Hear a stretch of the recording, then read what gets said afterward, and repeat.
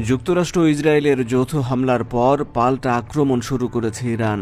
তবে তেহরানের এক একটি সস্তা ড্রোন ঠেকাতে পশ্চিমাদের যে পরিমাণ অর্থ ব্যয় হচ্ছে তাতে কয়েক সপ্তাহের মধ্যে তাদের প্রতিরক্ষা ব্যবস্থা বা অ্যান্টি মিসাইলের মজুদ ফুরিয়ে যাওয়ার শঙ্কা দেখা দিয়েছে।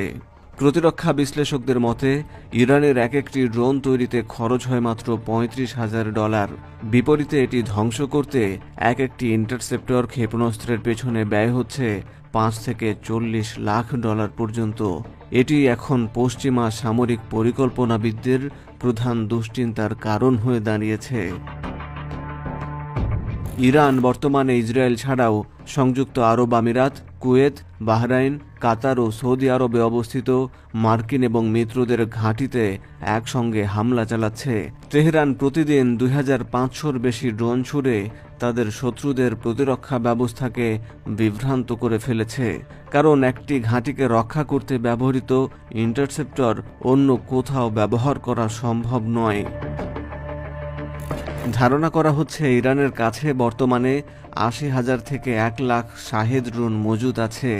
মাসে অন্তত 500 ড্রোন তৈরির সক্ষমতা থাকায় তারা টানা 1 মাস প্রতিদিন 2500 ড্রোন দিয়ে হামলা চালিয়ে যাওয়ার সামর্থ্য রাখে। 2025 সালের জুনের লড়াইয়ে যুক্তরাষ্ট্রের ক্ষেপণাস্ত্রের মজুদ ব্যাপক হারে কমে গিয়েছিল।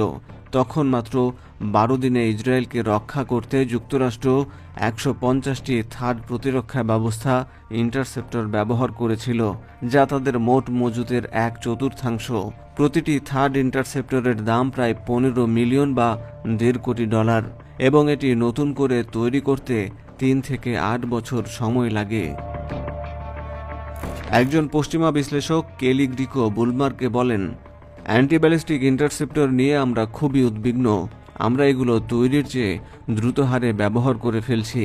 সাধারণ নিয়ম অনুযায়ী একটি লক্ষ্যবস্তু ধ্বংস করতে 2 থেকে 3টি ইন্টারসেপ্টর ছুড়তে হয়, যা মজুদকে দ্রুত শূন্য করে দিতে পারে।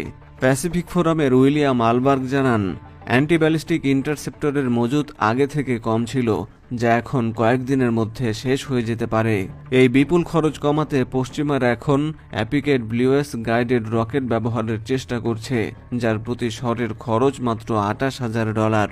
এছাড়া ইসরায়েলের আয়রন বিম লেজার সিস্টেম ব্যবহারেরও কথা ভাবা হচ্ছে, যার খরচ প্রতি শটে মাত্র কয়েক ডলার।